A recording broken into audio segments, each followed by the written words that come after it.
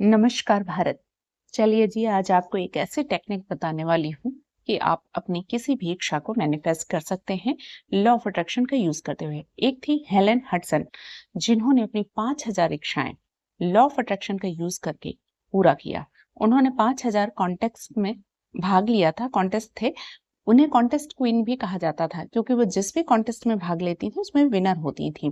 कैसे उन्होंने law of attraction का यूज किया? ये कोई बाय चांस नहीं था, कोई लक नहीं था कि वो प्राइजेस जीत जाती थी, बल्कि उन्होंने कॉन्शियसली लॉ ऑफ अट्रैक्शन का यूज किया था और जीत हासिल करती थी।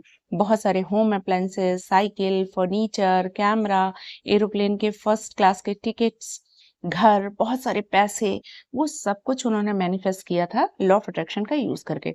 इसकी शुरुआत उनके जीवन में 1958 में हुई थी, जबकि उन्होंने फर्स्ट टाइम पॉजिटिव थिंकिंग पर पहली किताब पढ़ी थी और इसके बाद वो जान गई थी कि कुछ भी हासिल किया जा सकता है। उन्होंने एक बार पेपर पढ़ते हुए अपने हस्बैंड से पूछा, आपको क्या चाहिए? तो उन्होंने कहा, मुझे एक मोटर जीतनी है अपनी वोट के लिए, जो मैं एडवर्टीजमेंट पेपर में निकला है उसके द्वारा जीत सकता हूँ। तो उन्होंने देखा एडवर्टीजमेंट था कोका कोला के विषय में, 25 लाइनें लिखनी थी। हालांकि वो स्वयं कोका कोला नहीं पीती थी, बट फिर भी उन्होंने उसको मैनिफेस्ट किया। कैसे?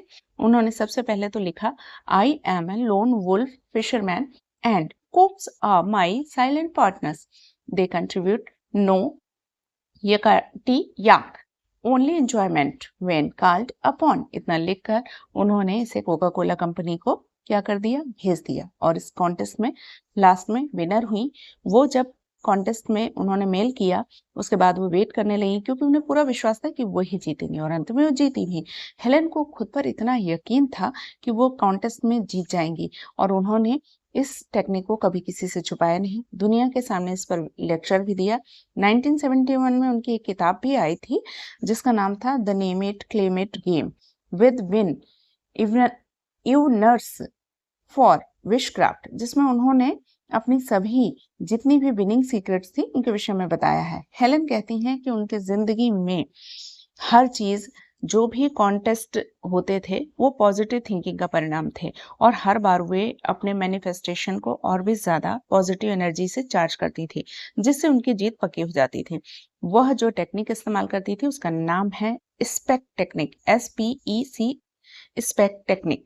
यानी स्पेक में एस का मतलब है सेलेक्टेड, पी का मतलब है प्रोजेक्टेड और ई का मतलब है एक्सपेक्टेड एंड लास्ट में सी का मतलब कलेक्टेड। तो पहले बात करते हैं सिलेक्टेड। इसका मतलब है आपकी जो विश या डिजायर है उसके विषय में आप क्लियरली एकदम सही से लिखिए, सोचिए। जैसे कि मान लीजिए कोई कार है, तो अगर आपको कार मैनिफेस्ट करनी है तो आपको उसका डिजाइन पता होना चाहिए, कलर पता होना चाहिए, ब्रांड पता होना चाहिए, मॉडल पता होना चाहिए कि कौन सी कार चाहिए, यानी क्लियर होना चाहिए। दूसरे में प्रोजेक्टेड, यानी उस चीज के विषय में आपको विजुअलाइज करना है कि आपने वो चीज हासिल कर ली है, आप उसमें बैठे हुए हैं, कैसा महसूस कर रहे हैं, सीट कैसी है, टायर कैसे हैं, गाड़ी आप साफ कर रहे हैं, धुल रहे हैं तो कैसे दिख रही है। यानी 5 सेंसेस का यूज करना है। जितना डिटेल्ड विजुअलाइज करेंगे उतनी ही ज्यादा आपके जो विश है वो मैनिफेस्ट होगी जल्दी से जल्दी। क्यों? क्योंकि आपके पॉजिटिव इमोशंस जुड़ जाएंगे उस इच्छा के साथ में। तीसरी चीज है एक्सपेक्टेड। तीसरे स्टेप में आपको उस इच्छा के प्रति अपने दिमाग में किसी भी तरीके का नेगेटिव थॉट या नेगेटिव थिंकिंग या डाउट नहीं लाना। नेगेटिव थिंकिंग आती है तो इसका मतलब आपकी वो इच्छा पूरी होने वाली नहीं है। यदि उस इच्छा के पूरी होने में थोड़ा समय लगता है तो आपको वेट करना है, लेकिन विश्वास नहीं खोना है। यानी आपको सही तरीके से विजुअलाइजेशन करना है। विजुअलाइजेशन टेक्निक को प्रैक्टिस करते हुए ऐसा हो ही नहीं सकता कि आपकी यह इच्छा मैनिफेस्ट ना हो। हेलेन के अनुसार विजुअलाइजेशन टेक्निक एक योगा एक्सरसाइज है जिसे हर कोई प्रैक्टिस कर सकता है। इस टेक्निक में आपको एक चेयर में रिलैक्स होकर के बैठ जाना है, फिर 4 से 7 गहरी सांस लेनी है। उसके बाद आपको अपनी सांसों को होल्ड करना है 4 से 7 सेकंड के लिए। After that you have to release your breath for 4 to 7 seconds, यानी 4 से 7 सेकेंड के लिए आपको अपनी सांस को छोड़ना है। इसके बाद 4 से 7 सेकेंड के लिए आपको बिल्कुल भी सांस नहीं लेनी है। आपको इस ब्रीथिंग एक्सरसाइज को केवल 5 मिनट्स के लिए प्रैक्टिस करना है और इस रिदमिक एक्सरसाइज को करते हुए आपको उस इच्छा को पूरा होते हुए विजुअलाइज करना है, या फिर जैसा आप बनना चाहते हैं उसे इमेजिन करना है। इस सिंपल एक्सरसाइज को करते हुए आपकी बॉडी में एक खास प्रक्रिया होनी शुरू हो जाती है जब आप चौथी बार धीरे-धीरे सांस छोड़ते हैं, तब आप अपने हाथों पैरों में बहुत ही रिलैक्स महसूस करते हैं। ऐसा करते हुए बहुत आप कंफर्टेबल हो जाते हैं और इतने हो जाते हैं कि आप उस स्थिति से हटना ही नहीं चाहते हैं। यानी ऐसा करने से आपके मसल्स और नर्व्स में फिजिकल टेंशन कम हो जाती है और आप रिलैक्स महसूस करते हैं। इस वक्त एक और प्रक्रिया होनी शुरू हो जाती है कि आपके दिमाग की एंजाइटी और मेंटल टेंशन बिल्कुल खत्म होने लगती है। इससे आपके मन में और दिमाग में गोल के प्रति क्या थॉट्स खुलने लगते हैं। इसी रिलैक्स पोजीशन में आपको अपने डिजायर विश को सोचना है, दिमाग में लाना है।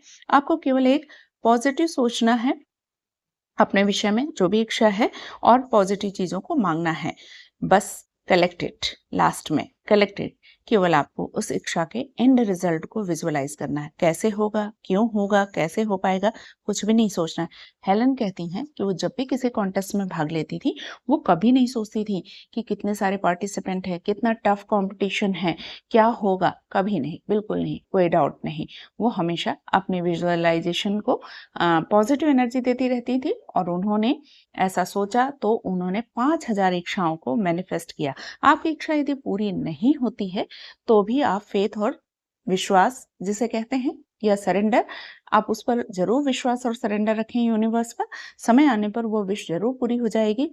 आपको डाउट नहीं लाना है, तो निश्चित रूप से आपकी विश पूरी होगी। तो फ्रेंड्स, आप अपनी कैसे भी जो इच्छा है, चाहे जॉब से हो, चाहे हेल्थ से हो, चाहे पैसे के विषय में हो, उसको आप ऐसे इस ब्रीथिंग टेक्निक का यूज करते हुए विजुअलाइज कर सकते हैं और जीवन में उसको अट्रैक्ट कर सकते हैं। आपका जीवन खुशियों से भर जाएगा। तो लास्ट तक मेरे वीडियो में बने रहने के लिए आप लोगों का हृदय से धन्यवाद। Thank you so much. नमस्कार भारत।